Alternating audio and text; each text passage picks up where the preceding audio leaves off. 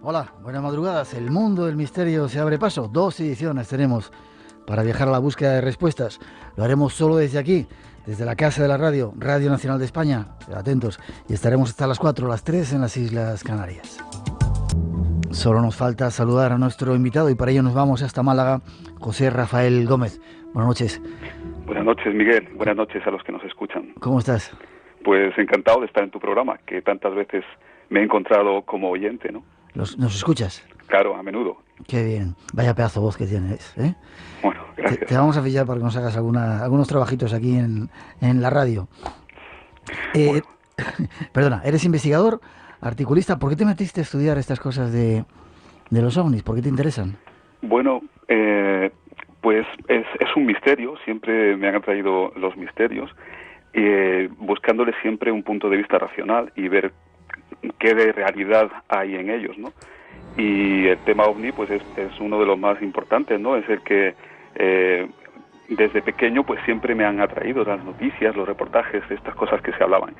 Y debo reconocer que después de que en mi niñez pues claro, siempre gusta creer en que estamos siendo visitados por seres de otros planetas y esta historia es muy llamativa y muy interesante, pero después pensé que no, que esto respondía a errores de apreciación o cuando no directamente a falsedades, ¿no? Y a partir de ahí, pues empecé mi investigación y me encontré con que tuve que cambiar mis planteamientos, ¿sí? O sea, que en un principio querías creer, te diste cuenta que, bueno, que podían ser todo eso, errores, como tú dices, fraudes, etcétera, y cuando empezaste a investigar más profundamente has visto otras cosas. Exacto. Es curioso, ¿no? Porque después de 60 años de historia ufológica moderna, ¿no? Desde 1947, pues cuando Kenneth Arnold es el primero que da a conocer, ¿no?, lo que ha visto, esa serie de objetos que ve desplazándose como platillos que se mueven sobre el agua, ¿no? Fue su descripción y a partir de ahí vino del platillo volante. Bueno, pues a partir de este año, de 1947, es cuando en la historia contemporánea conoce que en nuestros cielos existen objetos que no corresponden a la tecnología del momento, ¿no? Y a pesar de esto, de que llevamos 60 años de historia ufológica moderna, pues la mayor parte de la población sigue sin creer en los ovnis, o por lo menos no cree que haya una inteligencia extraterrestre detrás, ¿no? En las encuestas que se realizan sobre este tema así lo dicen.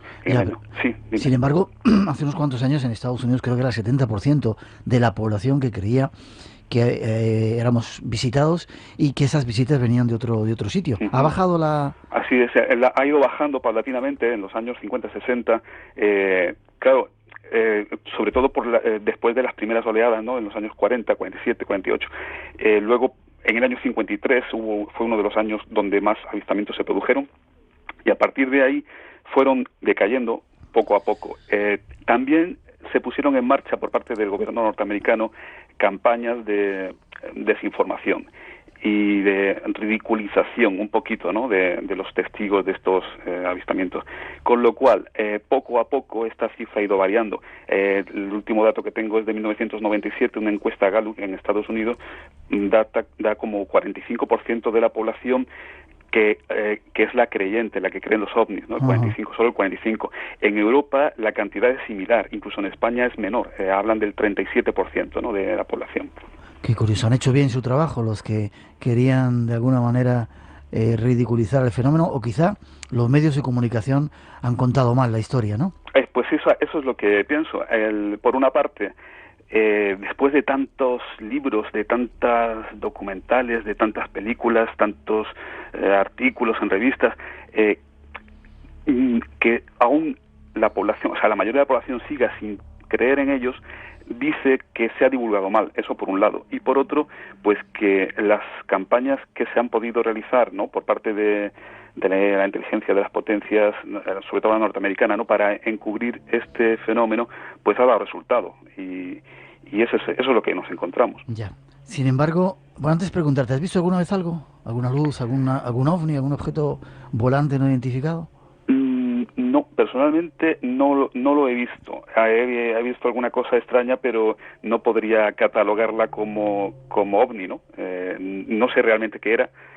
tampoco sé si estaba en el cielo o en el mar, y bueno, pues no lo encuadro dentro de la fenomenología, ¿no? Ya.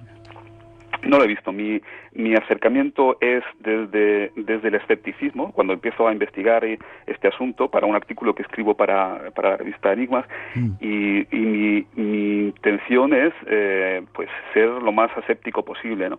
Y justamente desde el no creer en el fenómeno es como poco a poco, a la hora de ver los informes que existen, muy serios algunos de ellos, ¿no? Y patrocinados por los gobiernos, y la casuística de calidad, ¿no? Con testigos pues irreprochables, y que el mismo objeto a lo mejor se está viendo desde varios aviones diferentes, y con un informe radar que también lo capta, y con testigos en tierra. Es decir, cuando me pongo a analizar casos inequívocos, entonces es cuando poco a poco me doy cuenta de que efectivamente detrás del fenómeno hay algo más que una equivocación, o que un error de apreciación, cuando no de falsedades, ¿no? Ya, no lo adelantemos, si te parece. Vale. Antes de ir a esa parte en la que vamos a analizar alguno de esos casos y sobre todo sacar conclusiones y respuestas, a mí me han parecido muy interesantes tus planteamientos. En el pasado, sin embargo, se veían muchas cosas. Hay multitud de pueblos, multitud de pruebas y de testimonios, y incluso cuadros pintados, relatos, leyendas que hablaban de visitas de seres de otros mundos. ¿No estás de acuerdo con ello? Colón parece que vio algo.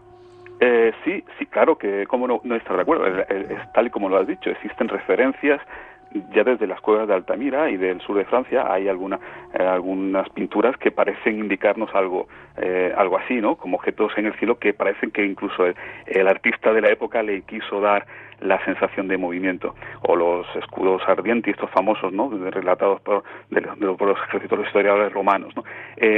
Sí, todo esto yo no niego que en el pasado hayan podido existir. Lo que ocurre es que si tratamos de buscar respuestas, de analizar el fenómeno y dar una respuesta, tenemos que ceñirnos a los casos inequívocos, y para ello tenemos que buscarlos con testigos vivos y de calidad. Como decía Alan Hynek, en el fenómeno OVNI existe mucho ruido y poca señal. Para sacar conclusiones hay que ceñirse a la señal. Y bueno, no es que minusvaloremos, ¿no? el otro conjunto de casuística no, simplemente que para sacar las conclusiones que pretendo sacar no lo puedo tener en cuenta. Ya. Sin embargo, ¿por qué impacta tanto cuando tienes una visión? Claro, pues que se sale de la realidad habitual. Cuando el testigo ve un objeto volador no identificado, normalmente que haciendo unas maniobras imposibles, ¿no? Para tecnología, para las aeronaves que disponemos, produce impresión, claro que sí. A los pilotos que han visto este tipo de objeto lo relatan así, y su conducta en el momento es de nerviosismo, ¿no? Incluso. Claro que es natural, por otra parte, ¿no? Ya. 2:20, 1:20 en las Islas Canarias. Esta noche queremos daros unas curiosas hipótesis acerca del fenómeno OVNI. Si tenéis algo que contarnos, incluso alguna experiencia, ahí está nuestro teléfono 900-137-137, o si queréis participar en ese concurso que tenemos con música de uno de nuestros invitados, Guillermo Cacenave, de alguna música de la que ponemos aquí, preguntas a ese teléfono. Y queremos seguir adelante. Hay una segunda introducción que nos va a dar más datos de este inquietante fenómeno.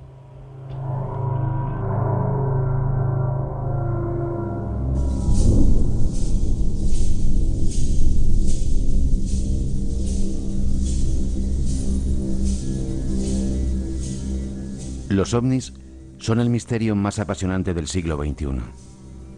¿Pero qué son los ovnis? ¿De dónde vienen? ¿Qué es lo que buscan en nuestro planeta? ¿Están tripulados?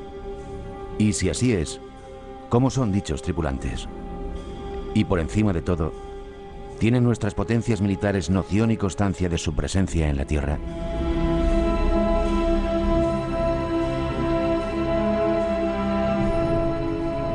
En el mundo moderno, el cielo suele poblarse con extrañas luces y formas vinculadas con lo que conocemos como ovnis, objetos voladores no identificados. Jung, en su obra sobre cosas que se ven en el cielo, intentó una exploración psicológica de estos fenómenos.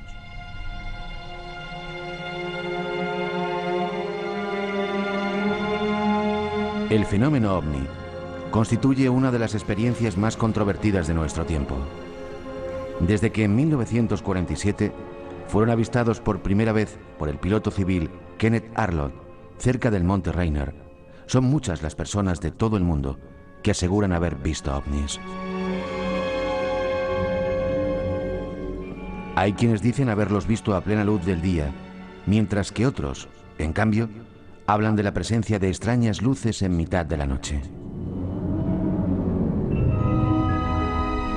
Unos aseguran haber presenciado el aterrizaje de naves extraterrestres, mientras que otros, por su parte, llegan a asegurar que se han entrevistado con extraterrestres o que han sido abducidos y llevados a bordo de una nave en la que fueron sometidos a rigurosas investigaciones científicas. El interés público que despertó el fenómeno ovni impulsó a las fuerzas aéreas de los Estados Unidos a emprender una investigación exhaustiva al respecto, dirigida por un comité especial de la Universidad de Columbia. La conclusión a la que llegaron los investigadores fue negativa, ya que atribuyeron la mayor parte de los avistamientos a desórdenes mentales o interpretaciones erróneas de fenómenos fácilmente explicables, como por ejemplo globos meteorológicos, meteoritos, bandas de pájaros o reflejos inusuales.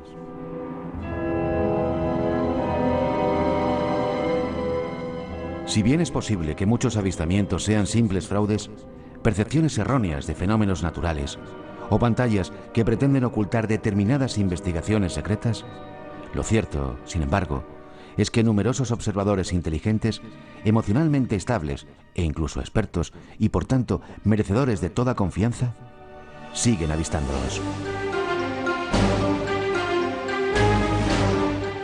Existen suficientes informes en torno a este tema como para convencernos de que el debate ovni sigue abierto y merece una atención especial.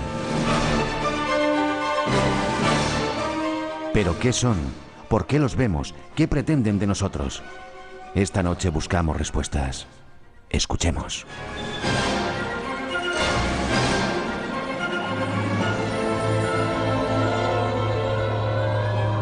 Buscamos respuestas e incluso si queréis contarnos alguna de vuestras experiencias, ahí está el teléfono, 900-137-137. José Rafael, no sé, ¿te llamas José Rafael o José? O José mismo, sí. José.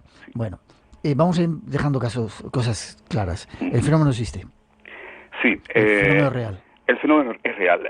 Vamos efectivamente, deberíamos de decir lo que son, de distinguir entre lo que son hechos ciertos y lo que vamos a especular luego, ¿no? Bien. Necesariamente. Hechos ciertos. Pues tenemos que empezar por la magnitud del universo. El universo es enormemente grande. Tenemos que tener en cuenta la famosa ecuación de Drake. Drake, el astrónomo Frank Drake, junto con Carl Sagan, ideó una famosa ecuación por la cual le daba como resultado el número de civilizaciones tecnológicas que podrían existir en nuestra galaxia. ¿Cuántas eran? Bueno, él le daba una horquilla, porque los parámetros que él va introduciendo no son exactos, sino que él establece horquilla, y finalmente el resultado le da un número entre 10 y millones. Ese es el número de civilizaciones tecnológicas que pueden existir solo en nuestra galaxia. Hay que pensar que llevamos conocidas, o se supone que el universo contiene más de 100.000 millones de galaxias. Es decir, que en el espacio exterior la probabilidad de que existan civilizaciones tecnológicas es enormemente alta. Y esto dicho por astrónomos que han trabajado para la NASA, reputadísimos, ¿no? Como Frank Drake. A partir de ahí hay otro segundo elemento que tenemos que valorar. Toda civilización tecnológica que perdure en el tiempo está abocada a trasladarse. ¿Por qué? Pues porque las estrellas caducan. Las estrellas tienen un combustible que van agotando. Es cierto que lo agotan después de miles de millones de años, pero si existen civilizaciones, si existen vida inteligente que perdura, que puede mantenerse en el tiempo, tarde o temprano tiene que trasladarse del sistema solar. Con lo cual, los secretos del viaje interestelar no deben ser extraños. en el universo. Es decir, si existen civilizaciones, y hemos visto que hay un alto porcentaje de probabilidad de que existan, esta posibilidad de trasladarse entre sistemas solares debe ser habitual en ellas. Por otra parte, esto choca con lo que nos dicen nuestros científicos, ¿no?, de que el viaje interestelar rápido es imposible, puesto que nada puede superar la velocidad de la luz. Y siempre, eso es la pauta que han seguido nuestros científicos, lo que no han repetido muchas veces a lo largo del siglo XX. Siempre se les olvida tener en cuenta o decir, pues, que esto es así con los conocimientos que tiene nuestra civilización actualmente, o en el momento en que estas teorías fueron formuladas, el hecho de que no se podía superar la velocidad de la luz. Pero no significa que otras civilizaciones con más tiempo, con mayor nivel tecnológico, hayan descubierto formas para superar esta velocidad. De hecho, en nuestros días ya empieza a vislumbrarse que existen fenómenos que apuntan en esa dirección. Por ejemplo, el entrelazamiento cuántico. Esto nos habla de que dos fotones que parten de un mismo átomo, existe un vínculo entre ellos que se transmite de forma instantánea, superior a la velocidad de la luz. Actualmente esto se está estudiando y se ve que solamente afecta a la información entre ambos fotones, pero este es el inicio. ¿Quién sabe a dónde podríamos llegar? Es decir, el universo es enorme. Por hacer un poco de resumen, hay una alta probabilidad de que existan civilizaciones inteligentes, y el viaje interestelar rápido no solamente no es imposible, sino que es además bastante probable, puesto que toda civilización tecnológica que perdura en el tiempo está condenada a trasladarse. A partir de ahí nos surge la pregunta: ¿estamos siendo visitados por civilizaciones extraterrestres nosotros en nuestro planeta? Y entonces tenemos que pensar en los ovnis. Es la evidencia más clara que tenemos para hacernos pensar en ello, ¿no? Aquí en Radio Nacional de España, cuando en directo son las 2:29, 1:29 en las Islas Canarias. Has hecho una exposición bastante clara, los ovnis es la única opción. Eso por un lado. Por otro lado, vamos a dejar clara también la postura de gobiernos, no sé cómo llamarlo, de ocultar el fenómeno. Es decir, ¿se nos ha engañado durante mucho tiempo acerca del fenómeno? Yo pienso que sí, se ha tratado de encubrirlo, de quitarle importancia. Pienso que por varias razones, ¿no?, diferentes. Hay que pensar cuando comienza el fenómeno en nuestra época, y vuelvo a referirme al año 47, que es el inicio de la Guerra Fría. En Estados Unidos, el que fue el primer gobierno que encargó un informe, el informe Signo, que fue llevado a cabo en 1947 a consecuencia del avistamiento de Kenneth Arnold y de posteriores avistamientos de ese mismo verano del año 47 y del otoño de 1947, que se produjeron avistamientos de enorme relevancia, ¿no?, por parte de pilotos de las fuerzas aéreas que mostraban que existía algo en los cielos de Estados Unidos que no se sabía lo que era. Entonces, por seguridad, el propio ejército norteamericano, las Fuerzas Armadas, pues organizaron un comité de estudio que fue el Proyecto Signo. Y este fue el primero. La conclusión del Proyecto Signo, después de estudiar 273, creo recordar, ¿no?, casos, es que pese a que una inmensa mayoría tenían explicación natural, existía un pequeño porcentaje para el cual no había explicación. Y teniendo en cuenta la calidad de los testigos y las circunstancias de los avistamientos, la conclusión a la que llegan ellos es que la explicación para este pequeño porcentaje de casos es la hipótesis extraterrestre, la más racional. ¿Esto por los propios militares? Sí, señor. Y además este informe Signo fue dado a conocer a la opinión pública en el año 47. A partir de ahí, yo creo que fue de los últimos, porque el gobierno norteamericano disuelve este comité y establece un nuevo proyecto que fue el Blue Book, el libro azul, que ya contrata personal con la misión específica de darle explicación a todos los casos, la tuviera o no. El propio Alan Hynek, un astrónomo, es contratado por el gobierno norteamericano para que participe en este proyecto de esta manera. Y él durante años estuvo trabajando en este sentido, es decir, dándole explicación, cobertura racional, ¿no?, a avistamientos que no la tenían, hasta que llega un momento en que se cansa, y ante la evidencia de que hay algo más de lo que en un principio pudiera parecer, pues casi como si se pasara al otro bando, ¿no?, y entonces empieza a dar a la opinión pública la información de que existen casos que no tienen explicación y que posiblemente estemos siendo visitados por inteligencias extraterrestres. Entre esos casos que no tienen explicación, tú has seleccionado unos cuantos. ¿Podías narrarlos, indicarnos datos, detalles? Sí, claro, vamos a referirnos a casos paradigmáticos, es decir, ejemplos claros, porque hay avistamientos de ovnis por miles, ¿no?, en cada país, pero debemos referirnos a aquellos que son inequívocos por la calidad y las circunstancias, calidad de los testigos y circunstancias del caso. Podemos hablar de uno muy cercano que tenemos en nuestro país, que es el famoso caso Manises, que yo creo que todos tus oyentes conocen, ¿no? Hablaremos dentro de poco de él porque se van a cumplir 30 años y estamos preparando un programa especial también.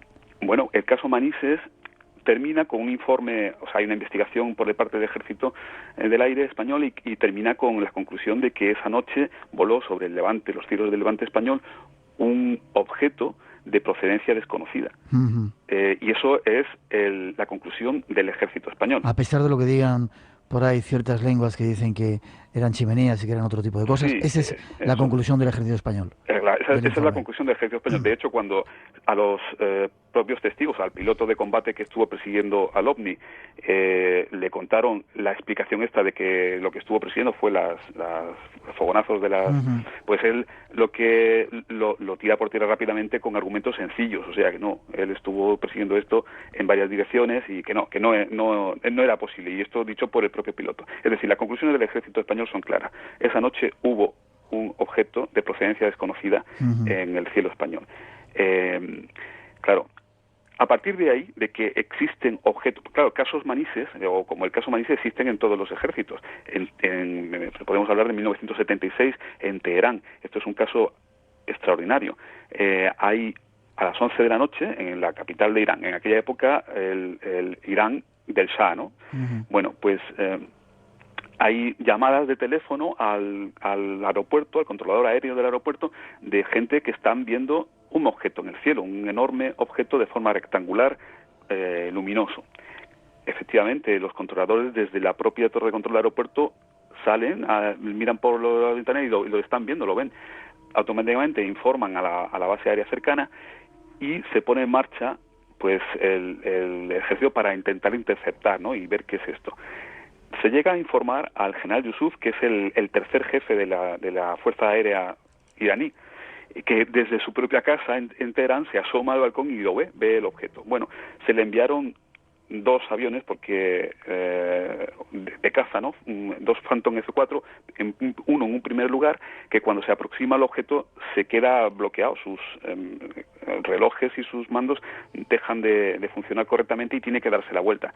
Un segundo avión es enviado y lo que relata es que del objeto enorme, rectangular que se estaba viendo, sale otra luz que se dirige hacia el propio avión. Él se da la vuelta, el Phantom se da la vuelta, se dirige de nuevo hacia la base aérea, y este pequeño objeto que ha salido del mayor le rebasa con maniobras totalmente imposibles para el Phantom, ¿no?, para cualquier avión de nuestra época, y velocidades totalmente imposibles.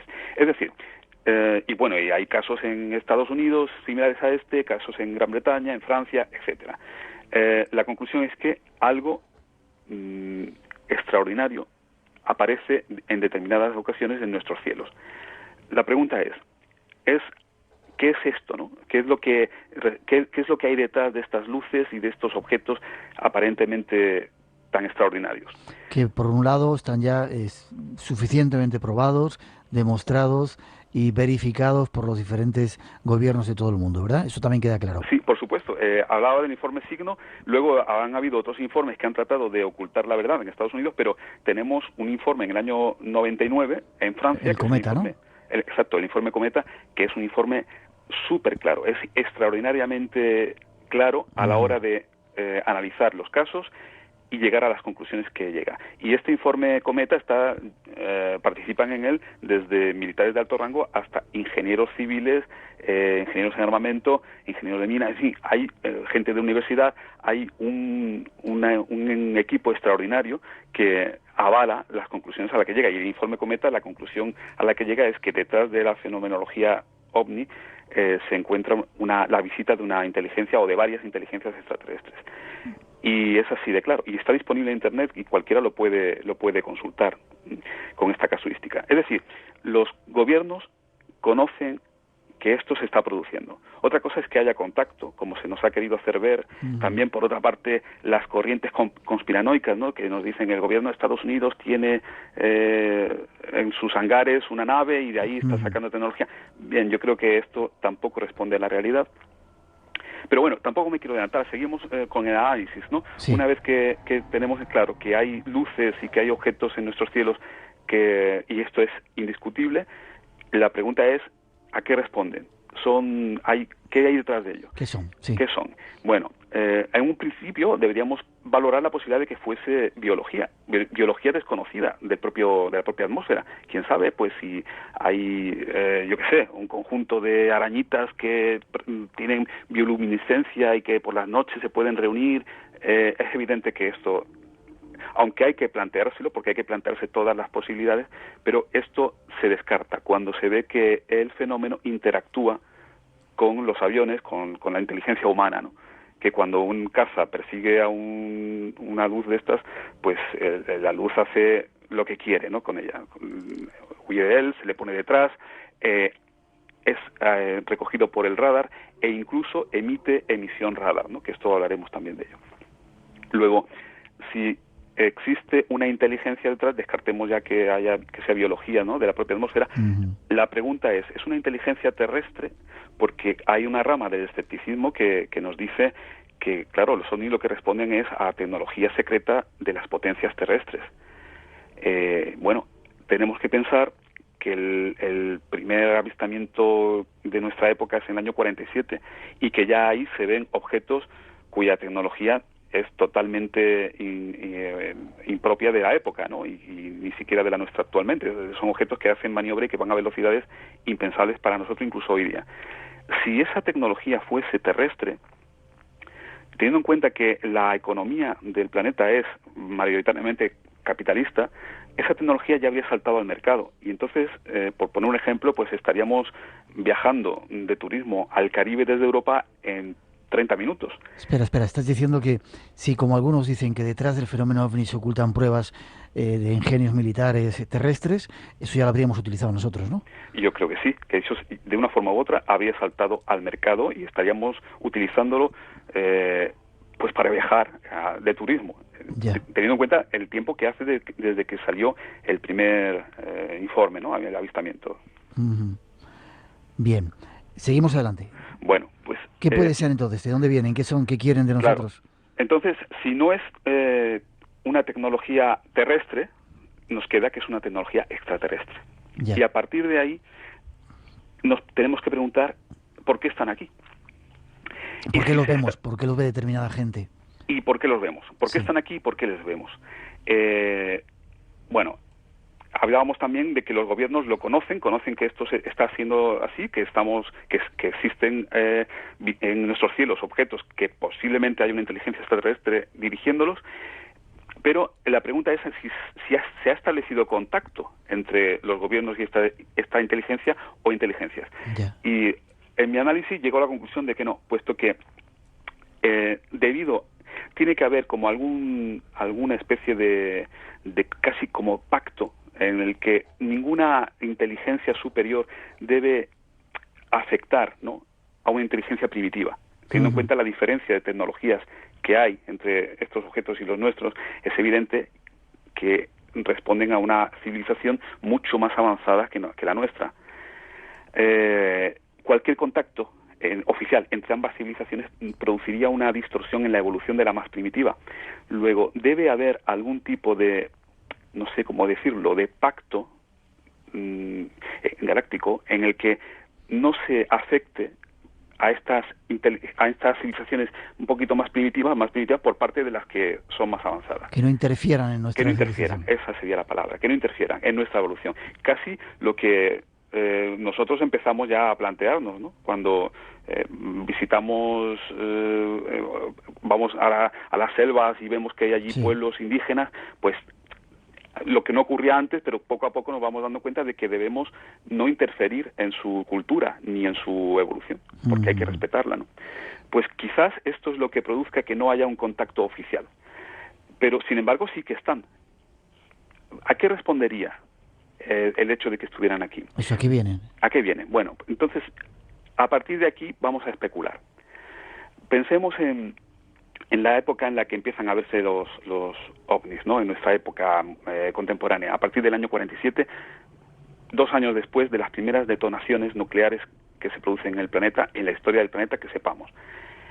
El hecho de que se produzca justo después de las primeras detonaciones nucleares da que pensar. Quizás existiese algún tipo de alerta cósmica, por decirlo de alguna manera, de manera que aunque nos tuviesen, imagínate que nos tuviesen catalogados, porque evidentemente hubieran dado con nosotros en nuestro pasado, ¿no? Hace a lo mejor miles de años, pero bueno, nos catalogan, de vez en cuando hay visitas y tal, pero no nada más, no hay más preocupación. Sin embargo, en el momento en que nuestra civilización llega al conocimiento de la división del átomo, y esto es lo que produce las detonaciones nucleares, salta la alarma. Es como si dijeran, ojo, que los niños han encontrado las cerillas. ¿Por qué? Después de la división del átomo, enseguida viene los aceleradores de partículas, la física cuántica, estamos viéndolo ya, ¿no? ¿Quién sabe dónde podríamos llegar en un futuro corto o medio como ingenua civilización que empieza a experimentar con factores de la física que podrían afectar a la seguridad de los que nos observan? Ese sería una de las pocas razones que permitiera una intervención. A ver, ¿me lo explicas otra vez? Es decir, que si nuestras actividades pusieran en peligro su integridad, ¿podrían intervenir? Claro. ¿Cuál sería un motivo por el cual estuvieran aquí? Y el hecho de que les estemos viendo ya es una forma de intervenir. Pues que, y además teniendo en cuenta lo que he dicho, ¿no? Que empezamos a verlo justo después de las detonaciones nucleares, de las primeras detonaciones nucleares. Cabe la posibilidad de que estas detonaciones nucleares activasen algún tipo de alerta que dijera, ojo, que aquí, en aquel pequeño planeta perdido, ya aquella civilización primitiva ya ha llegado al grado de conocimiento de la división del átomo. Y a partir de ahí, los aceleradores de partículas, la física cuántica, y quién sabe qué engendros cuánticos podremos desarrollar desde un ingenuo desconocimiento y atrevido desconocimiento, y qué experimentos podríamos llegar a realizar en un futuro próximo, ¿no? En los próximos 100, 200, 300 años, desde, como digo, ese ingenuo atrevimiento, ¿no? Quizás pudiéramos hacer algún tipo de experimento que pusiera en peligro, ¿qué te digo? Pues quizás la propia estructura espaciotemporal de la galaxia o del universo mismo. Si existiese esa posibilidad, que pudiéramos llegar a hacer eso por desconocimiento, sería una razón totalmente de peso para que estas civilizaciones extraterrestres, nuestras inteligencias extraterrestres, nos vigilaran de cerca y vieran a ver que tuviéramos cuidado con lo que hacemos. Ya. Estamos a punto de pasar y marcharnos de los cielos a los mares. Resumiendo, para ti, a través de los estudios, las pruebas, lo que se ha durante todo este tiempo estudiado, el fenómeno existe, es real, está ya considerado y, bueno, avalado por los gobiernos, son inteligencias del espacio exterior, de alguna manera están por encima de nosotros, pueden llegar a intervenir si las cosas van mal. ¿No podían ser los dioses del pasado, esos dioses que estuvieron aquí, que nos ayudaron teóricamente, que sembraron la civilización y de la cual hay muchas pruebas y testimonios en muchas culturas? Claro que sí, porque como poder ser, claro que puede ser. Aunque eso sería un poco incumplir lo que acabamos de decir antes, el tratar de no afectar, ¿no? La evolución de una cultura o de una inteligencia primitiva. Pero también hay que pensar en lo que nos decía Frank Drake, que el número de civilizaciones ahí en el espacio pueden ser pues enormes, ¿no? Desde 10 a millones, y que quizás no todas cumplan con este, o en un pasado, en otro tiempo, en un pasado nuestro, hayan podido incumplirlo en determinado momento, ¿no? De todas formas, esto es especulativo. Yo me remito a los hechos ciertos que conocemos desde el año 47, con testigos que aún permanecen vivos. Los pilotos que han perseguido ovnis están vivos y se les puede interrogar y saben lo que han hecho. Y basándonos en ello, es de donde sacamos estas conclusiones, ¿no? 2:47, 1:47 en las Islas Canarias. Damos un paso más. Aunque parece que cambiamos de tema, posiblemente estemos hablando de lo mismo. Ha habido sorprendentes revelaciones de ciudades en algunos lugares, queremos contároslo, y el teléfono sigue abierto. Ese concurso está en marcha, 900-137-137, por si queréis intervenir. Una ventana abierta hacia otros universos. Espacio en Blanco, en Radio Nacional de España, con Miguel Blanco.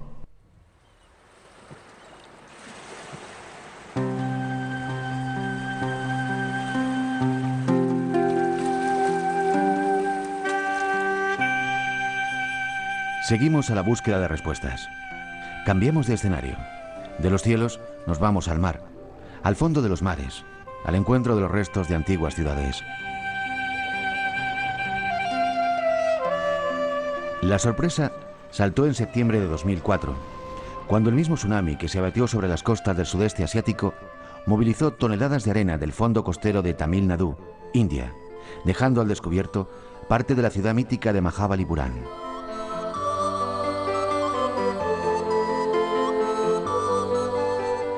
Según la leyenda local, la ciudad de Mahabalipuram sufrió una gran inundación que la sumergió 1000 años atrás, en un solo día, cuando los dioses se pusieron celosos de su belleza. La historia, narrada por los habitantes locales, dice que 6 templos fueron cubiertos por las aguas, pero el 7º quedó en pie sobre la costa. El equipo de 25 buzos del Instituto Nacional Oceanográfico de la India exploró la extensa área plagada de estructuras hechas por el hombre, a una profundidad de 5 a 7 metros bajo el mar.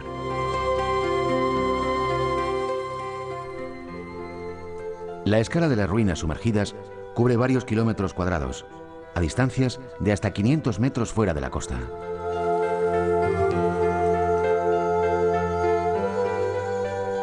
La fecha estimada de las construcciones podría ser de 1500 a 1200 años atrás, aunque algunos investigadores dicen que provienen de hasta 6000 años atrás. Es tan solo uno de los muchos ejemplos. Se han descubierto ciudades sumergidas en Japón, en Grecia, en Cuba y hasta en nuestras costas. Nuestro invitado de la noche las ha visto, ha buceado en sus fondos y ha podido comprobar sus restos. ¿De qué se tratan estas ruinas? ¿Qué mensaje nos dejan guardado en las arenas del mar y en el fondo de la historia?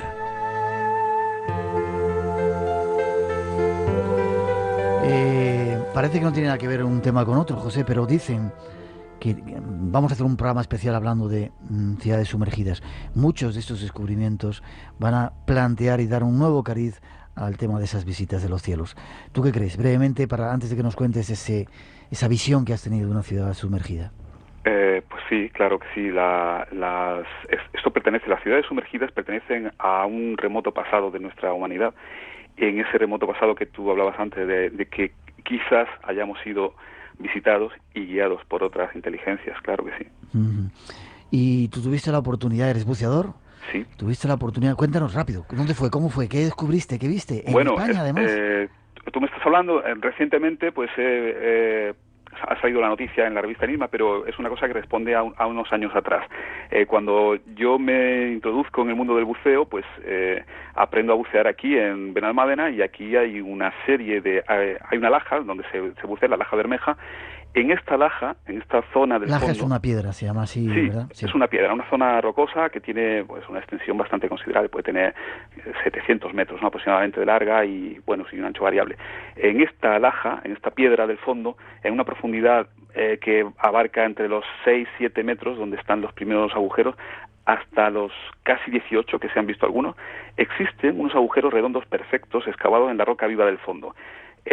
estos agujeros, claro, ya entonces me llamaron la atención. En cuanto pude, pues bajé una cámara, los filmé y fueron expuestos al arqueólogo municipal de Benalmádena, Gonzalo Pineda. Este hombre, cuando los vio, pues tuvo que reconocer que ante la perfección de lo que estaba viendo, de los agujeros, él manifestó que tenían toda pinta de ser hechos por el hombre, ¿no?, de ser artificiales. Después de esto, el Centro de Arqueología Submarina de la Junta de Andalucía también se le puso en conocimiento de esto. Estuvieron aquí, lo han estado viendo, hace muy poco he contactado con ellos, no tienen una conclusión terminada, aunque en un principio ellos son más partidarios de que es la erosión natural la causante de estos agujeros.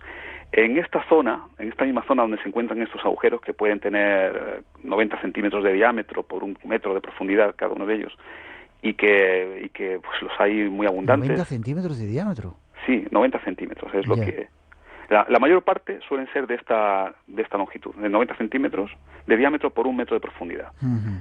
Son horadamientos que están en la roca del fondo. Y en algunos casos, los buceadores de aquí, de la zona, relatan cómo han encontrado alguno de estos agujeros tapado por una losa de piedra de pizarra. Y también que han visto regueros, como excavados también en la roca, que comunican uno con otro. Si uno bucea en esta zona, es que el problema que tiene esta zona es que la visibilidad es muy mala. Hay apenas 4 o 5 metros de visibilidad un día bueno. Y al ser tan enorme, pues es muy posible que haya zonas que estén aún inexploradas. El caso es que hay partes que tienen todo el aspecto, cuando buceas ahí, como si hubiese, como estar entre las pequeñas callejas, ¿no?, de una muy arcaica y rudimentaria aldea, ¿no?, con paredes que la propia erosión y la vida marina pues ha deformado, pero tiene ese aspecto. Es la zona conocida por pescadores submarinos desde antaño como la zona de las bañeras, o también le llaman de los cráteres de la Luna. Qué curioso, ¿no? Sí. Claro, el hecho de que hayan restos o posibles restos arqueológicos, ¿no?, porque no es seguro mientras no haya una conclusión definitiva, ¿no? Pero bueno, si no es aquí, como se ha dicho en la introducción, hay innumerables puntos del planeta donde existen restos arqueológicos sumergidos. Esto no es extraordinario, no es raro.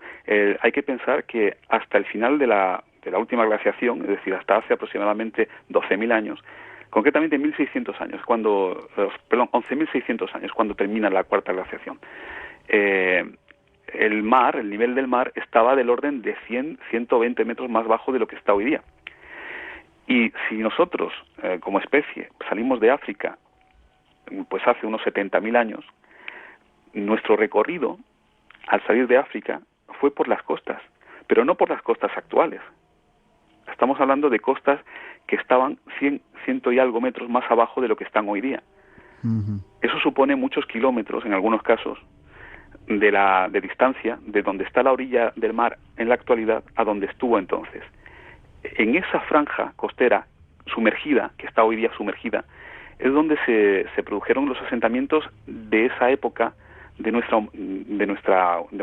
la humanidad, de nuestra historia, en la que posiblemente nos asentamos en esas orillas, ¿no?, y vivimos de la pesca, de la recolección de marisco, etcétera.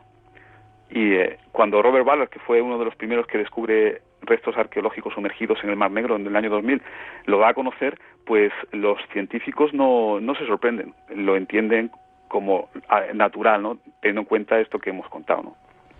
Curioso. Vamos a tener que hacer una mínima pausa y nada, te voy a entretener 4 o 5 minutos después para tratar de sacar una conclusión. Pero tratas de decir que una franja de pocos, digamos, de la costa actual a donde está el mar, a unos 150 metros máximo de profundidad, sí, tiene que haber un montón de restos de antiguas ciudades. Sí, exactamente eso. Curioso.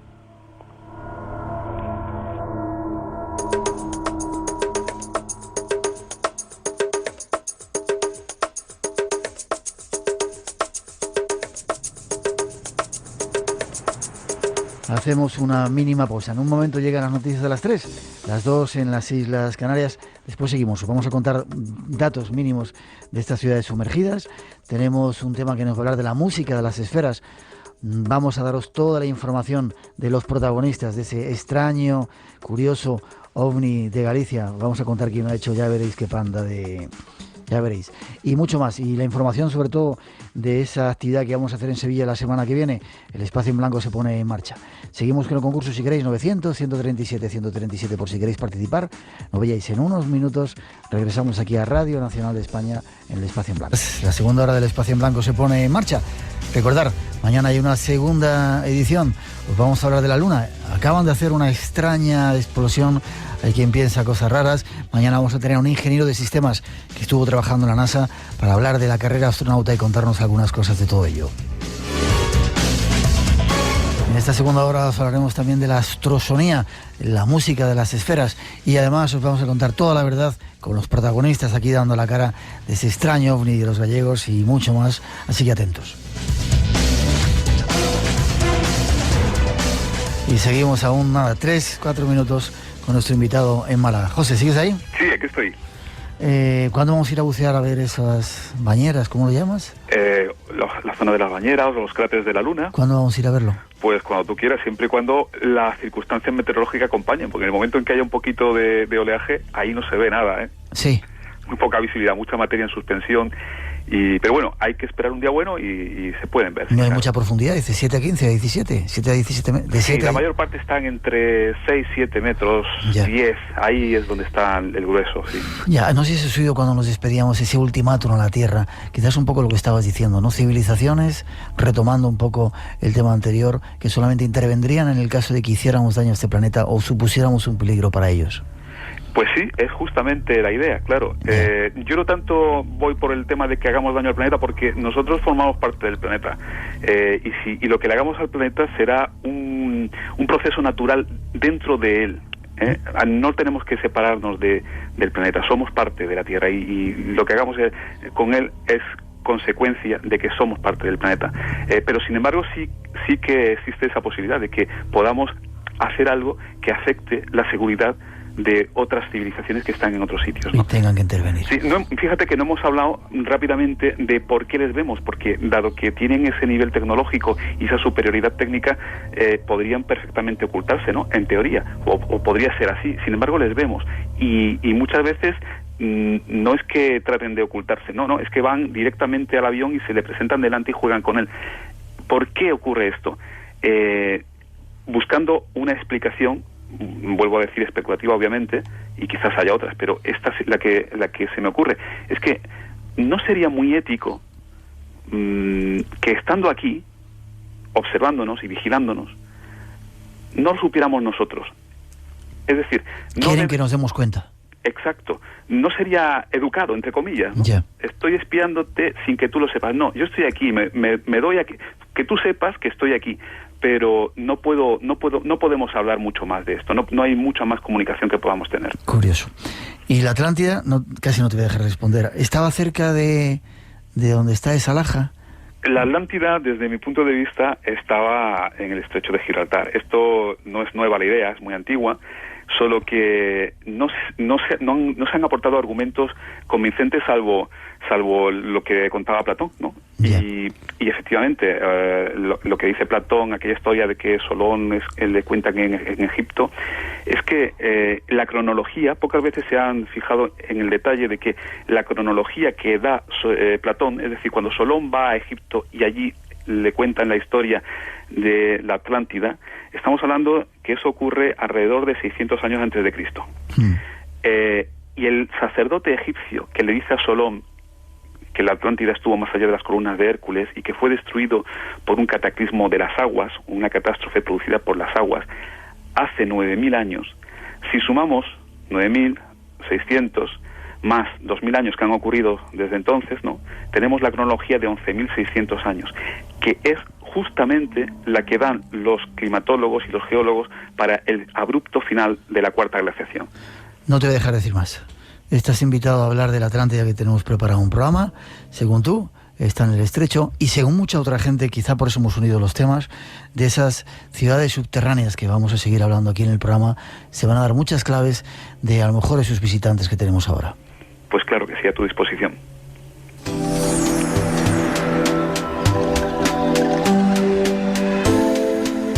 Tres y 10, muchas gracias, José. Espero verte en Málaga, espero que nos dejes bucear y que vayamos, bucear a tu lado y que nos vayamos a a ver esas lajas, esos lugares, esas pruebas que tú habías un poco documentado. José Rafael Gómez fue nuestro invitado esta noche. Espero verte dentro de poco. Fuerte abrazo. Te veo dentro de poquito por ahí por Málaga. Igualmente, Miguel. Ha sido un placer. Gracias por haber estado en el Espacio en Blanco. Gracias a ti. Seguimos mientras preparamos nuestro siguiente tema. Información, nos vamos a Sevilla. Estos son todos los datos. No faltéis y daos prisa.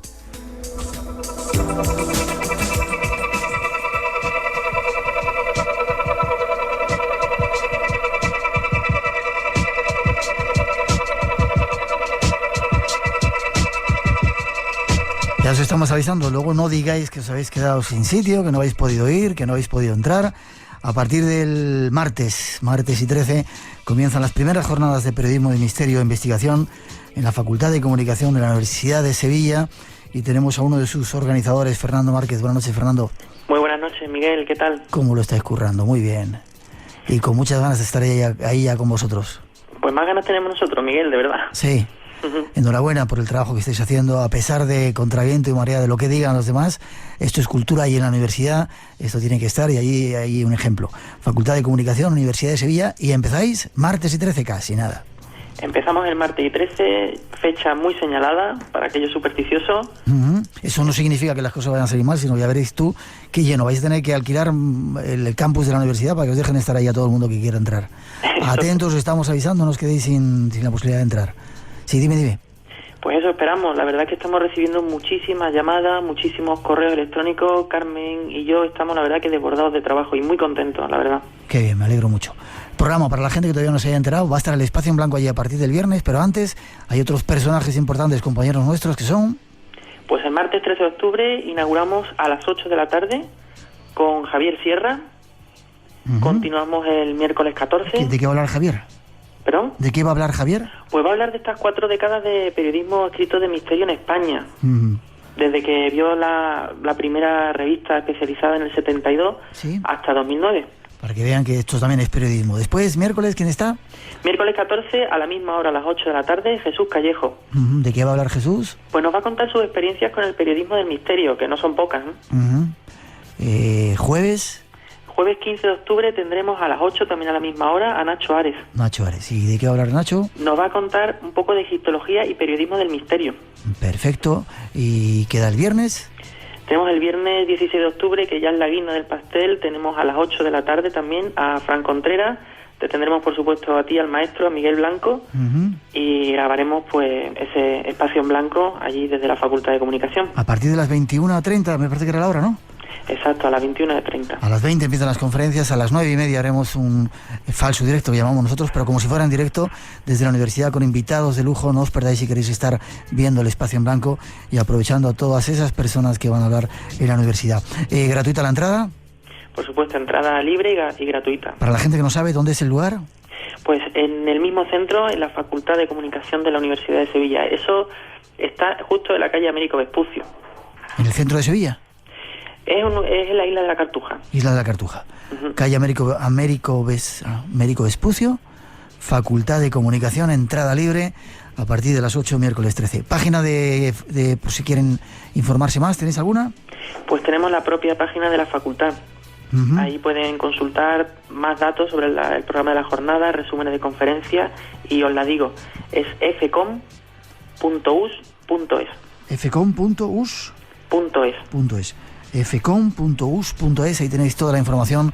A partir del martes 13 comenzamos esas jornadas de periodismo de misterio e investigación, y el viernes estará el Espacio en Blanco.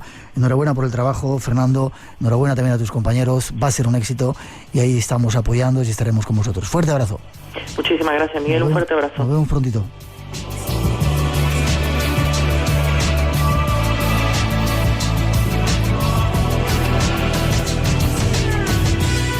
Espacio en Blanco, en Radio Nacional de España, con Miguel Blanco. 3:15, 2:15 en las Islas Canarias. Seguimos adelante en directo. Esto es Radio Nacional de España. No os confundáis, esto es Radio Nacional de España, el Espacio en Blanco, aquí en directo. Algunos han contado que habían descubierto la verdad, que sabían quién había hecho el vídeo famoso de los pescadores. No es verdad. La verdad os la vamos a contar nosotros ahora. Hay un concurso en marcha, 900, 137, 137. Escuchar qué panda de gente hizo esto, escucharlo.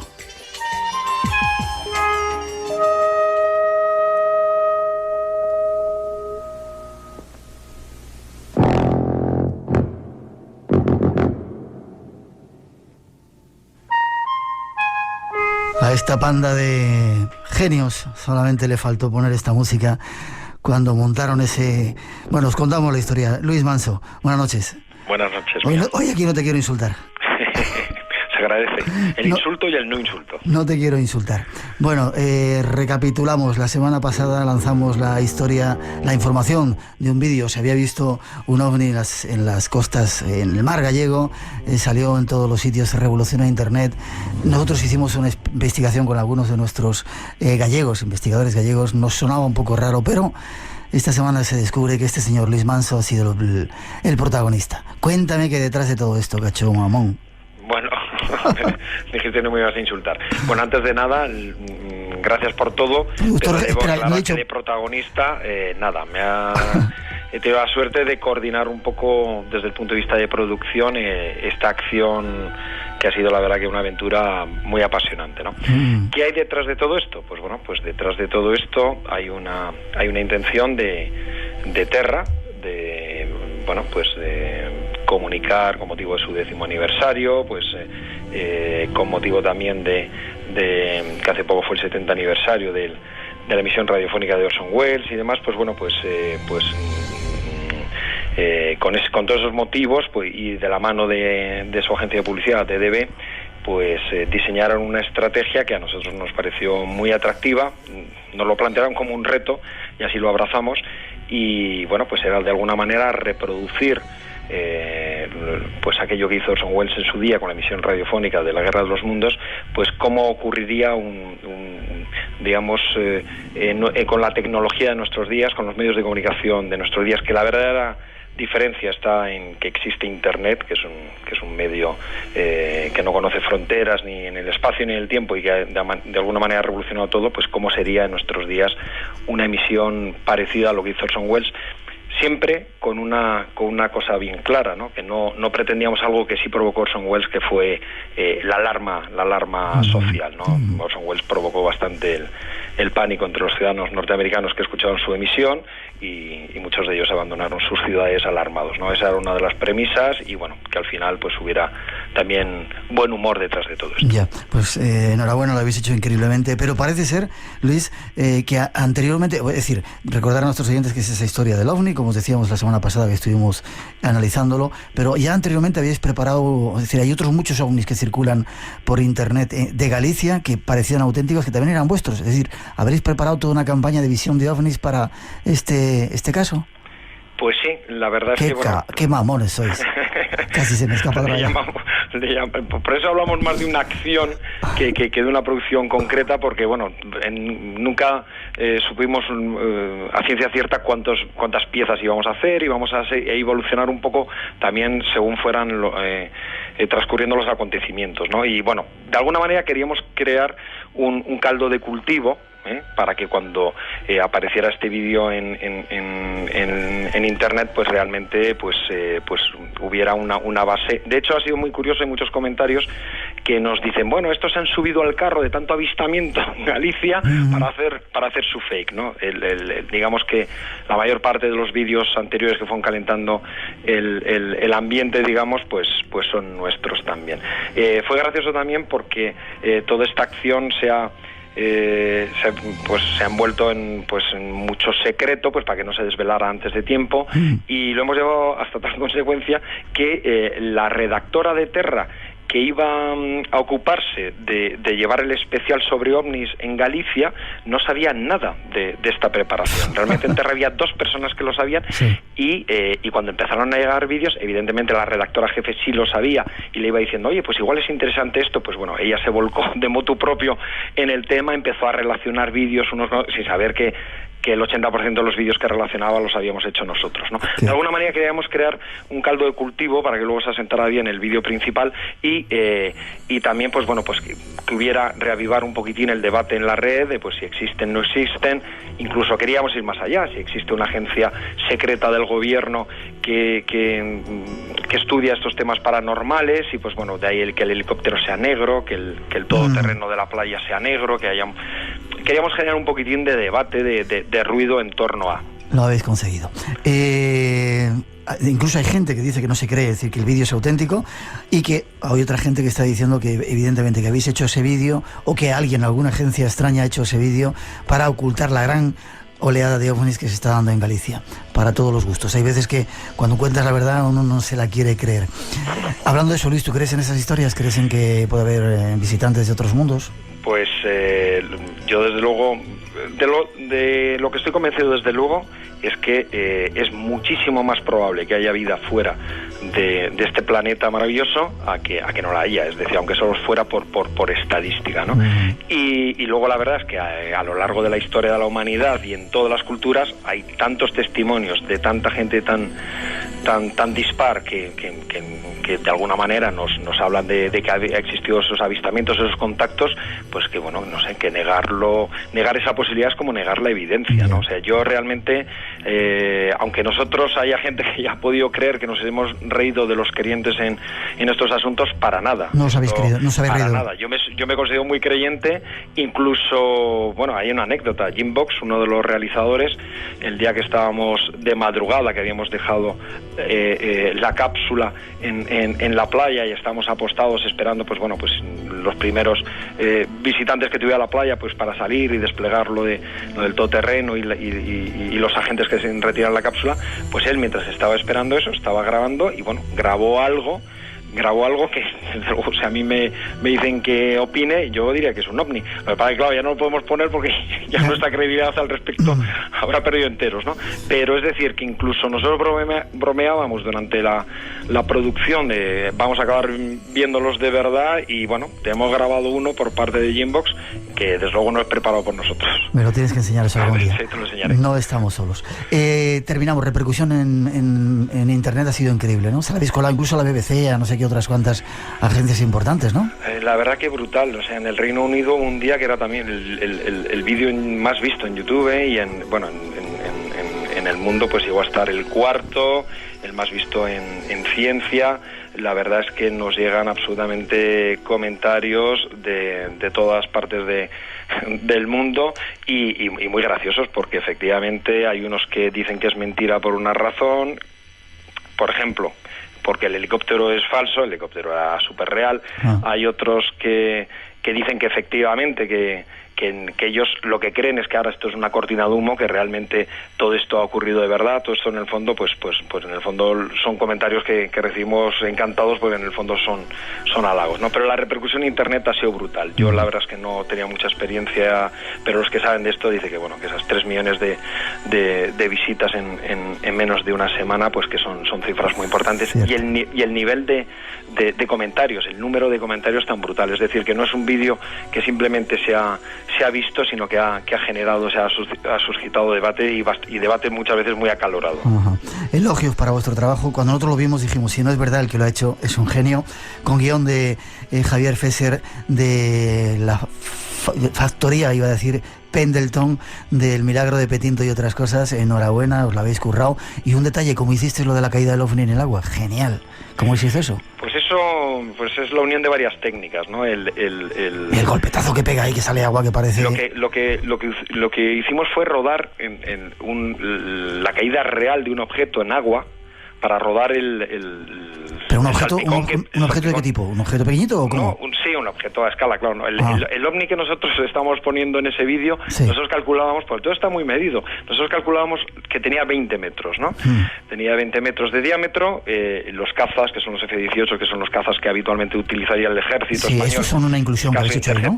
Pues eso medían como 17, entonces para que todo tuviera como su proporcionalidad y demás, ¿no? Sí. Y nosotros, claro, lógicamente utilizamos un objeto de dimensiones mucho más reducidas a escala, pero con una forma similar para provocar un salpicón que rodamos, ¿no? Y luego, claro, el ovni está generado por animación en 3 dimensiones y luego, claro, la integración, lógicamente la integración pues se hace también en postproducción. Luego nos dedicamos a pues hacer un poco, le metíamos los códecs de la cámara que realmente estaba grabando, pues buscábamos también la coherencia de la fecha por meteorología en que rodamos el vídeo y el día que lo soltamos y bueno, hicimos desaparecer todos los metadatos, toda la metainformación que llevan los vídeos, pues para que nadie pudiera bucear y ver que estaba editado. Es decir, realmente hay un proceso ahí de encubrir toda la acción muy meticuloso, ¿no?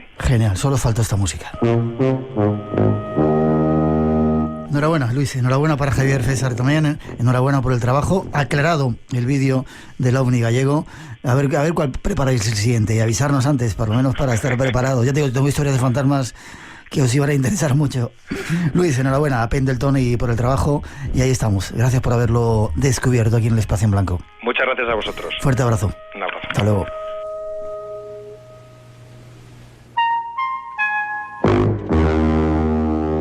Una nueva experiencia de comunicación en Radio Nacional de España. Espacio en Blanco con Miguel Blanco. 3:27, 2:27 en las Islas Canarias, buscando respuestas y tratando de dar las respuestas. Ellos fueron los protagonistas, otros tenían ideas, pero nosotros hemos hablado directamente con ellos, fueron los que lo montaron, la que han liado. Tenemos 5 premios de este señor que viene ahora, 5 discos de esa música que ponemos de vez en cuando, 900, 137, 137. Si queréis aún participar, se llama La Música de las Esferas. Escuchar.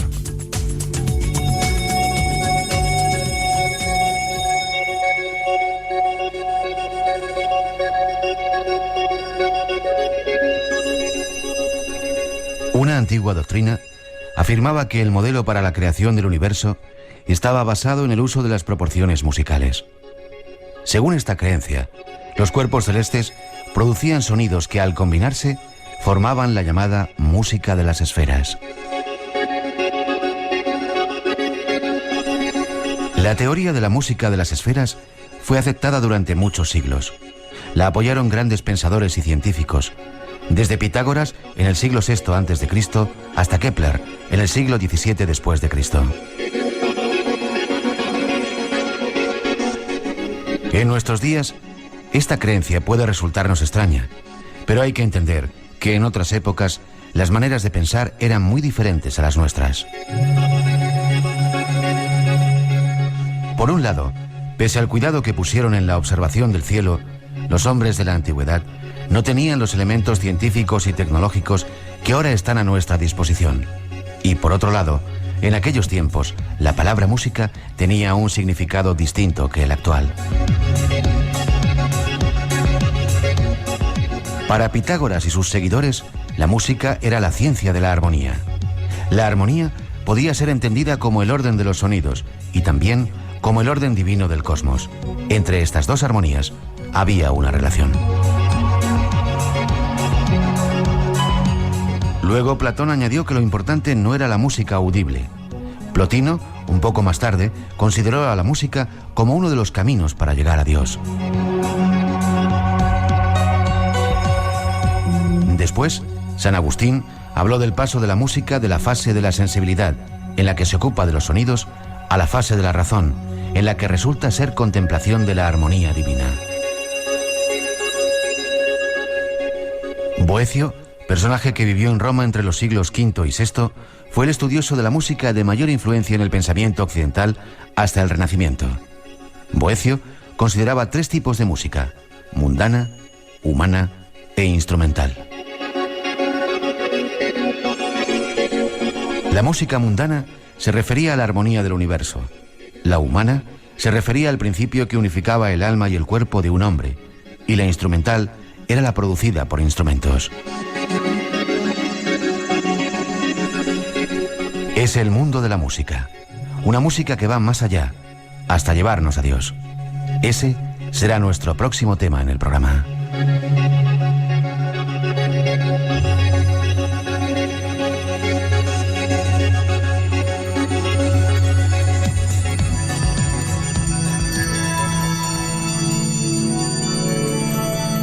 2:30 en las Islas Canarias. Presentamos a nuestro siguiente invitado. Está aquí aguantando, escuchando el programa estoicamente, Guillermo Cazenave. Buenas noches. Hola, buenas noches, Miguel. Tú siempre la lías. ¿Por qué? Porque eres una especie de perdón, de hombre de esos del Renacimiento, que eres capaz de hacer un montón de cosas, sobre todo artísticas, ¿no? Sí, estoy, me siento muy cerca de los antiguos griegos, pero también del siglo XIX. En fin, me identifico con muchas etapas históricas más que la actual, realmente. Más que la actual, sí. Decir que es nuestro compañero, colaborador está en el País Cata normalmente, pero esta semana se ha venido para acá, para Madrid.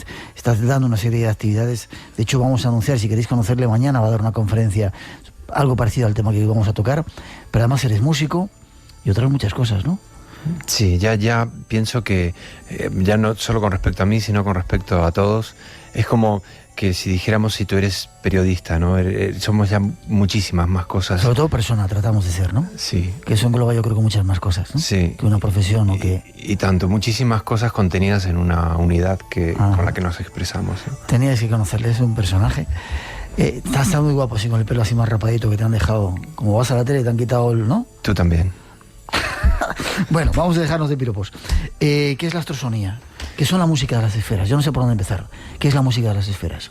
Bueno, vivimos en unidades circulares, ¿no? En planetas, sistemas solares, galaxias y girando en espiral o en círculo, y estas unidades que expresan movimiento, expresan también vibración, expresan sonido, y ese sonido, aunque es imperceptible, está ahí, aunque existe exactamente, aunque no podamos oírlo, está ahí. Y de hecho, bueno, no sé si intuitivamente o de qué manera, o por aquellas conexiones más cercanas a lo que podíamos pensar que nuestros ancestros entendían como dioses o como seres con los que ellos habían conectado previamente, pues ellos empezaron a estudiar esto, ¿no? De hecho, los pitagóricos fueron de nuestra historia más reciente quienes se encargaron un poco ya de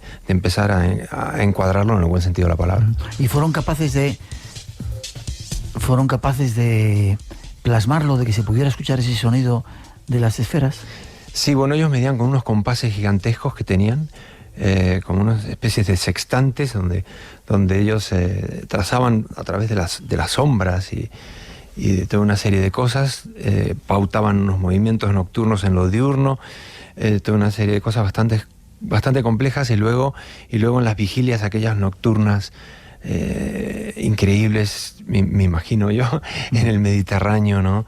En aquellas noches en la antigua Grecia, pues ellos vibraban cantando, conectando con los instrumentos, con las liras, con esos comienzos de lo que luego fueron arpas y mil cosas para conectar con los dioses, para danzar, para lo que fue los prolegómenos del teatro y también la música, ¿no? Pero básicamente la música antes no era quizá un producto de consumo como es ahora, sino era una forma de religarse, quizá como la religión, de entrar en contacto con los dioses, de entrar en estados especiales. Exactamente, porque si tú ya lo has dicho, tenemos unos 6.000 años de música y quizás 100 de industria musical, que ya prácticamente está la industria musical a punto de desaparecer, pero sin embargo hay 6.000 años como mínimo, ¿no? Detectados en esta última etapa histórica, y esa era la conexión, ¿no? El sonido, de hecho el sonido como el verbo, como lo primero que se manifiesta, ¿no? En la creación, es lo que nos puede llegar a reconectar con los dioses. Ya. ¿La música cura? Sí, la música sana. La música sana, la música cura, y la música también puede enfermar, también, las dos cosas. Ya. Por otro lado, había alguien que decía, no sé si era Pitágoras, una relación entre la música, los colores y los números, la matemática. Exactamente, bueno, encontró la gran matemática del cosmos, la gran posibilidad de situar y vincular todas esas, digamos, casi esferas de conexión, ¿no? entre una cosa y la otra. Fueron los pitagóricos, los seguidores de Pitágoras, quienes continuaron toda su obra, todos sus preceptos, porque él realmente era estamos hablando de una tradición oral, y hasta que se ha podido rescatar, ¿no? Volver a reconsiderar y rescatar en nuestros tiempos todo aquello. Yeah. Y tú como músico, Guillermo, hay sonidos, no sé si acordes o no sé cómo llamarlo, que te entran directamente al alma, que te llegan. Sí, yo pienso que sí, que hay sonidos, que hay ritmos, que hay vibraciones que uno siente que son como parte de nuestra esencia, que van y vienen, ¿no? Pero que no los podemos rotular. Es como si quisiéramos rotular, no sé, nuestras expresiones, ¿no? Algo así, ¿no? Es difícil, ¿no? Ya. Hay algún productor de esos americanos, escucha yo, que tenía la clave del éxito. Decía, si metes determinados sonidos en una canción, haces que sea un éxito. Quizás sea esos sonidos que son mágicos, que son, no sé cómo llamarlo, que te golpean directamente el alma, te entran, te comunican. Sí, y volviendo a Jung, que tú lo mencionaste en algún momento antes, también nos hacen volver a vincularnos y a sintonizar con nuestro inconsciente colectivo. Estaba ahí desde el comienzo y estará ahí al final, y está en todo el discurrir de la vida, ¿no? Ya. En esta introducción decíamos que había diferentes tipos de músicas. La música que se hace ahora no tendrá que ver con esto de la música de las esferas, con la música divina, ¿no? Esto que estamos consumiendo. ¿Ha habido un momento en el que la música dejó de ser tal para convertirse en otra cosa? Sí, a partir de la música clásica yo pienso que empezó la cosa a degenerar, digamos, ¿no? Sobre todo a través de Bach, ¿no? De los grandes clásicos fueron grandes compositores, pero también fueron grandes cuadriculadores y rompieron sobre todo con las escalas modales y la microtonía de Oriente, porque Bach creó aquello del clave bien temperado. ¿Y qué pasó? El arpa, que era algo tan mágico, tan volátil, pues la encerraron, digamos, dentro del piano, ¿verdad? Y a partir de ahí aprisionaron al arpa dentro del piano. A partir de ahí las teclas, las notas pasaron a ser para los occidentales do sostenido, re, todo esto, cuando en realidad en las culturas antiguas había muchísimas más subdivisiones entre nota y nota. Hemos aburguesado en estos últimos 500 años a la música, la hemos definido más melódicamente, pero también hemos destruido todo aquello, y empezando por los clásicos. Esto creo que puede generar polémica, pero estoy convencido de ello, y continuando con todo lo que vino después, hasta el jazz, el rock y lo de ahora. Qué curioso. ¿Nos vas a dejar escuchar alguno de esos acordes mágicos? Hacemos alguna cosilla. Vale, otra pregunta te hago antes de nada. Sí. Es que no tenemos mucho tiempo, hay una sección ahí esperando, si no nos echan la bronca. ¿La astrosonía qué es? ¿Qué tiene que ver con esto? Bueno, la astrosonía lo que busca es rescatar y llevar a un nivel de interpretación. Es decir, nosotros tenemos en nuestra vida mundana un DNI, que es nuestro documento mundano, no valga la redundancia, pero no tenemos un documento cósmico. Si yo fuera mañana Júpiter, ¿cómo me entiendo, cómo me identifico, cómo me presento ante un jupiteriano? Pues lo ideal sería que yo expresara y le presentara cuál es mi vibración sónica, en qué estoy vibrando. Entonces la astrosonía permite hacer una carta astrosónica. Es decir, ¿de la vibración que tú tienes? De la vibración exacto, que cada persona tiene. Cada nota corresponde a un signo, empezando con Aries, Do, Tauro, Do sostenido, Géminis, Re, Cáncer, Mi bemol, Leo, Mi, continuando así, bueno, podría seguir, Virgo, Fa, Libra, Fa sostenido, bueno, y así sucesivamente hasta llegar a Acuario, Si bemol, y Piscis, Si, que es la última nota de la escala conocida, y a partir de ahí se puede realizar una carta astrosónica, tener esa nota, saber cuáles son un poco nuestra propia sinfonía interior, y con eso saber cómo estamos vibrando. Eso es una cosa interesantísimo. Qué curioso, ¿no? Sí, es algo que yo he hecho algunas cartas astrosónicas, no muchas, pero he hecho algunas. Me tienes que hacer la mía. 3:39. Vamos a escuchar alguno de esos sonidos que son músicas, que no sé, arpegios, yo no sé cómo, notas, ¿cómo son? ¿Qué sería? Sí, bueno, yo lo llamo un poco como si fueran cascadas, ¿no? De sonoras o sónicas, ¿no? Que intentaré hacer ahora con esta guitarra de 12 cuerdas, afinada en si bemol, además que es la nota de Acuario, ¿no? En la que estamos entrando ahora en esta nueva era, ¿no? Y un poco, bueno, por ejemplo...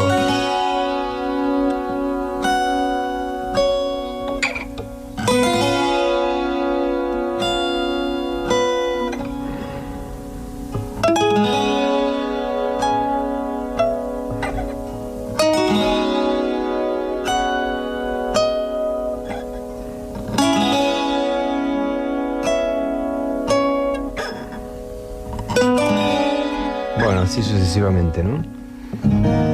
Qué curioso, qué bien suena, y cómo Eso, con una guitarra uno puede construir un lenguaje con un instrumento y puede llegar tan rápidamente al corazón, ¿verdad? Bueno, se pueden hacer arpegios, se pueden hacer cosas, ¿no? Se pueden hacer cosas para ir, digamos, descubriendo este tipo. Es una afinación diferente, ¿no? Y están los santures también de la antigua Bagdad, de hace casi... ¿Cuántos instrumentos tienes tú? Muchos, pero tengo como una especie de museo. ¿Sí? Sí, tengo muchas cosas. Y me gustaría, volviendo a que el museo viene es el templo de las musas, ¿no? De alguna manera la palabra viene también de la antigua Grecia. Me gustaría hacer algo, no tenerlo solo en mi estudio de grabación para mí, sino que he estado pensando últimamente en la posibilidad de hacer algo para que tener un sitio donde pudiera venir, y no necesariamente hay que ser músico para tocar, ¿no?, los instrumentos, sino que todo el mundo pudiera interesado acercarse y en fin. Mi vocación frustrada es la música. ¿Cómo daría por aprender a tocar una guitarra o un piano, como vosotros sabéis, y traducir esos sentimientos a través de notas? Que me parece algo absolutamente... Eso sí que es magia. Bueno, pero Espacio en Blanco también es magia, también es música. Todo es un viaje sonoro, en definitiva. No solamente componiendo una melodía en sí. Hay muchas formas de musicar la vida, pienso yo, ¿no? Consejos para utilizar bien esa música de las estrellas, de las esferas. Sí, bueno, lo principal es averiguar la nota clave, que sería la nota madre, la nota matriz que todos tenemos, y luego hay unas subnotas que se pueden averiguar por la carta astrosónica, y una vez teniendo eso, se puede trabajar casi homeopáticamente con la música. Es decir, bueno, uno puede tener, por ejemplo, una sobrecarga de Marte con Do, la nota Do. Eso puede producir jaquecas, por ejemplo, puede producir tensión. Entonces se pueden trabajar las notas de mil maneras, terapéuticamente, para estudiar, para estar mejor en la vida, ¿no? De una manera, es muy terapéutico. Qué curioso. Sí. O sea, con la expectación que tú tienes en tu carta astral, vas dando notas y puedes construir eso un sonido.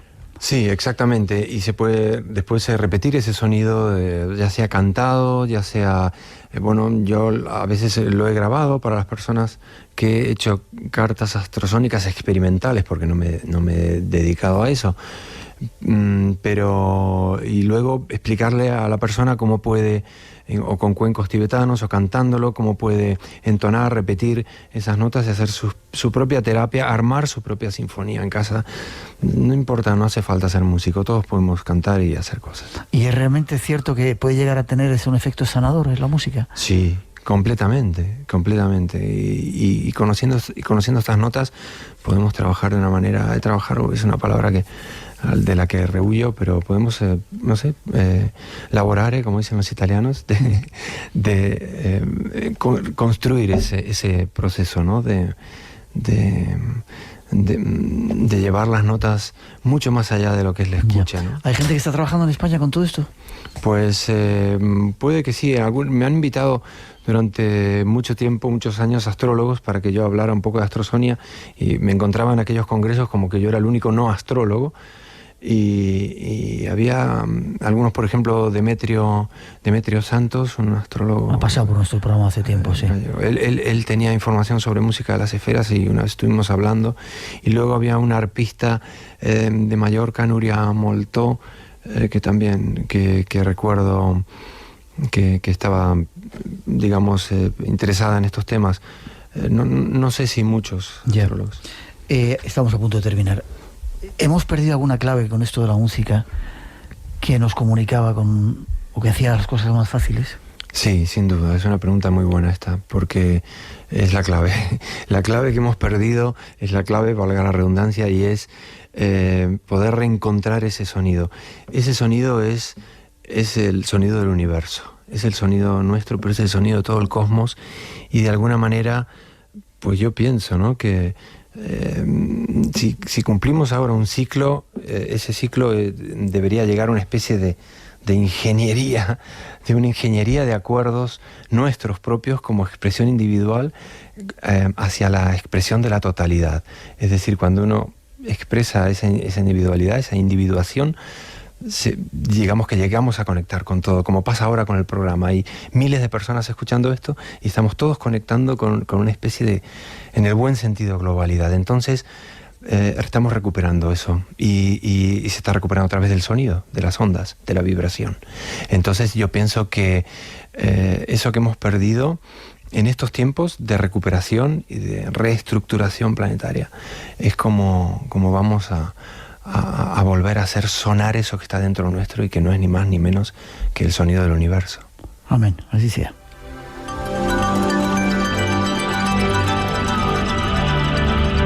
Ojalá sea así. Vas a dar una charla mañana, atentos, si queréis saber más de astrosonía, conocer a Guillermo Cazenave, que tenemos música hoy para sortear, de esa música que él hace. Todavía podéis intervenir si queréis, 900-137-137. ¿Dónde vas a dar la charla? ¿Dónde te pueden ver mañana y a qué hora? Mañana estaré a las 6 de la tarde en el invernadero de la estación de Atocha de Madrid, dando una charla sobre este tema. Haré algunas demostraciones en directo con cuencos tibetanos, con guitarras, y me gustaría también hacer algo con quienes asistieran, alguna participación conjunta de vibración, de cánticos y en fin, que fuera una charla sobre todo práctica, no solo teoría. Astrosonía, a ver si podemos y vamos a verlo porque es un tema que nos interesa mucho. Si se quieren poner en contacto contigo, las 3 gcazenave.net, o mañana personalmente, si me aguantan una hora escuchando, hablando. Seguro que sí. Gracias, vuelves al país cátaro, ¿no? Sí, regreso ya no sé cuándo. Sí, creo que el miércoles o algo así. Sábado, te quedan unos poquitos días. Gracias, un placer. Gracias por estar con nosotros en el Espacio en Blanco, por contarnos esas cosas, por ser como eres. Te vemos dentro de poquito en el país cátaro y en otros muchos lugares. Gracias, Miguel, y un abrazo muy fuerte a todos. Gracias por invitarme. Gracias. Chao. 3:47, seguimos adelante. 2:47 en las Islas Canarias. Hay una sección de asuntos absurdos que hace otro de nuestros compañeros. Ahí vamos con ella.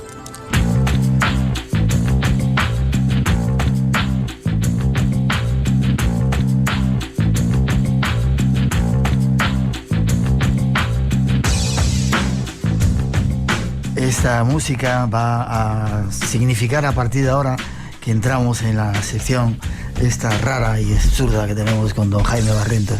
Buenas noches, Jaime.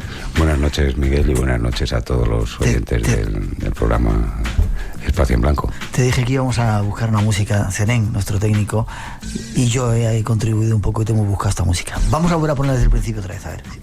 La pinchamos desde el principio porque es que parece que arranca, que no quiere arrancar, que no llega nunca. Ahí la escuchamos.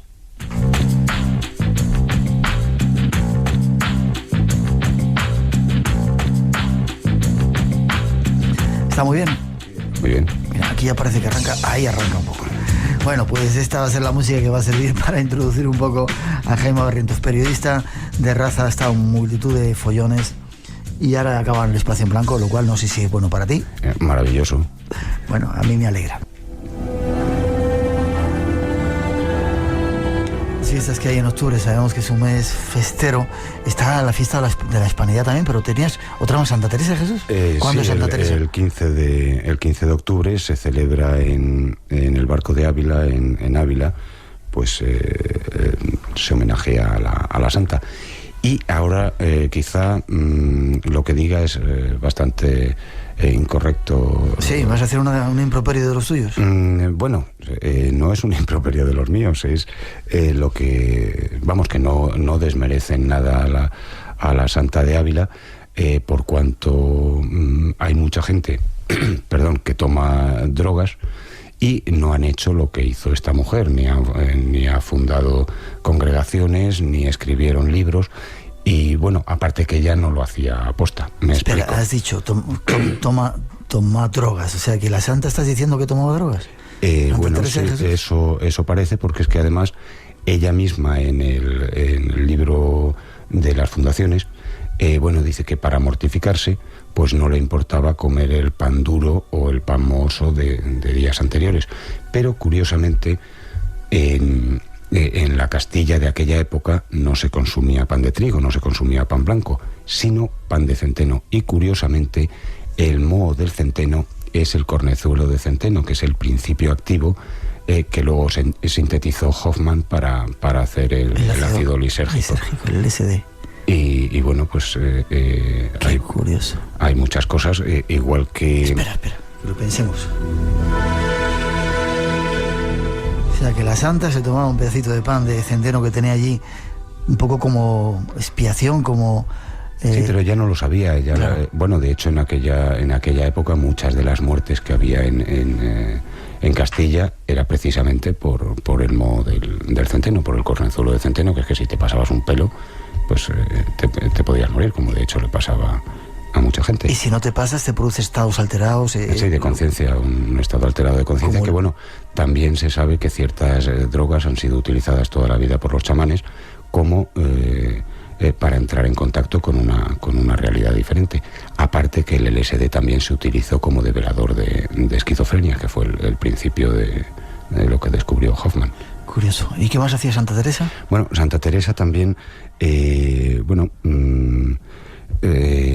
también tenía unos sueños que a caballo entre la mística y la sexualidad, y es que bueno, la pobrecilla, pues como no podía hacer el amor, pues quizá tenía unas sensaciones que podrían ser tanto un delirio místico como un orgasmo. En el capítulo 29 del libro de la vida, ella habla de, que se conoce como la transverberación, habla de un ángel muy hermoso que ella identificó como un querubín y que llevaba en la mano una espada de oro cuya punta parecía un ascua encendida. Y la Santa de Ávila dice que la sintió penetrar en su corazón y que aquella... bueno, cito textualmente lo que decía la Santa. Veíale en las manos un dardo de oro largo. Este me parecía meter por el corazón algunas veces y que me llegaba a las entrañas. Al sacarle me parecía las llevaba consigo y me dejaba toda abrasada en amor grande de Dios. Era tan grande el dolor que me hacía dar aquellos quejidos y tan excesiva la suavidad que me pone este grandísimo dolor que no hay desear que se quite, ni se contenta el alma con menos que Dios.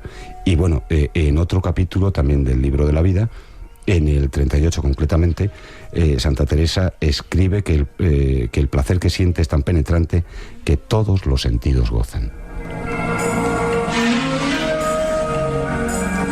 No sea mal pensado.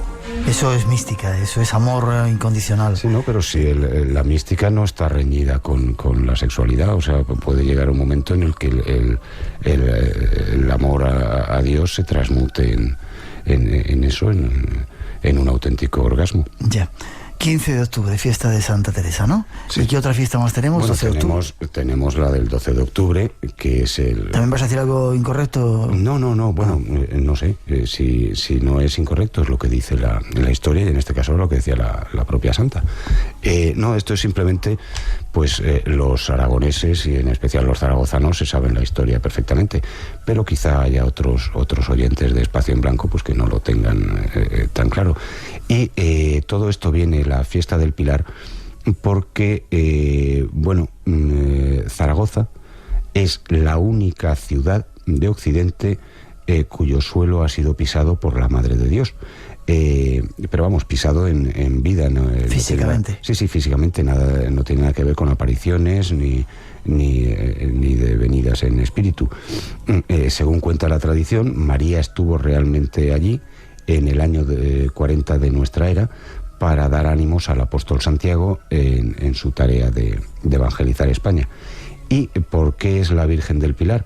Pues porque también dice la tradición que trajo consigo un pilar o una columna para que fuese la primera columna del primer templo cristiano que se alzase en España. Y bueno, ningún aragonés que se precie pone en duda esta cuestión. Luego ya otra vez, ya has hablado en el programa más veces, pues sobre las vírgenes negras y todo eso. Pero bueno, eso es... Lo hacemos otro día. Lo curioso de la Virgen del Pilar es que realmente era milagrosa. Cuando cayó esa bomba en la guerra civil no le ocurrió nada. Sí, que todavía sigue ahí... La bomba, ¿no? Sí, clavada. Curioso. ¿Alguna fiesta más antes de marcharnos ya? Pues bueno, tenemos varias fiestas. Ya te digo que España es un país de fiestas. Y tenemos algunas que lo que hacen es recordar cómo ciertos santos salvaron a diferentes poblaciones, pues por ejemplo, en en Buenavista del Norte, en Tenerife, se recuerda en las fiestas de Nuestra Señora de los Remedios, se recuerda cómo esta Virgen pues salvó en el año 1659 a la población de una plaga de langosta que asoló el archipiélago. Y en Dos Hermanas, en Sevilla, el tercer domingo de octubre, se conmemora también que en 1800 la Virgen de Valme salvó a la población de una epidemia de fiebre amarilla. Y siguiendo con las langostas, en les Fires de Sant Narcís, en Gerona, también hubo una terrible plaga de langosta que azotó la zona en el siglo XVII. Y todos los que visitaban el sepulcro de Sant Narcís, pues el cotó de Sant Narcís, que es el algodón de San Narciso, además de haber salvado a la población de esa plaga de langosta, se supone que quien se pone en contacto con el cuerpo del santo, que tenía propiedades milagrosas, curaba a las personas que tocaban su reliquia. Por eso se habla del cotó de San Narciso, el algodón de San Narciso. Esta música dice que nos vamos. Curioso, se siguen mínimamente, muy breve, respetando las fiestas. La gente sigue teniendo todavía ese concepto sagrado, o ya es un cachondeo que... En esto, como en todo, hay gente que va pues más por la fiesta y por la juerga que por ese significado religión, mágico. Pero hay otra gente que sí, que realmente creen en lo que hace y a dónde va. Ojalá no perdamos ese sentido. Gracias, Jaime. Te veo la semana que viene hablando de malos, malísimos, de animales, o ya veremos a ver de qué cae este departamento de asuntos absurdos.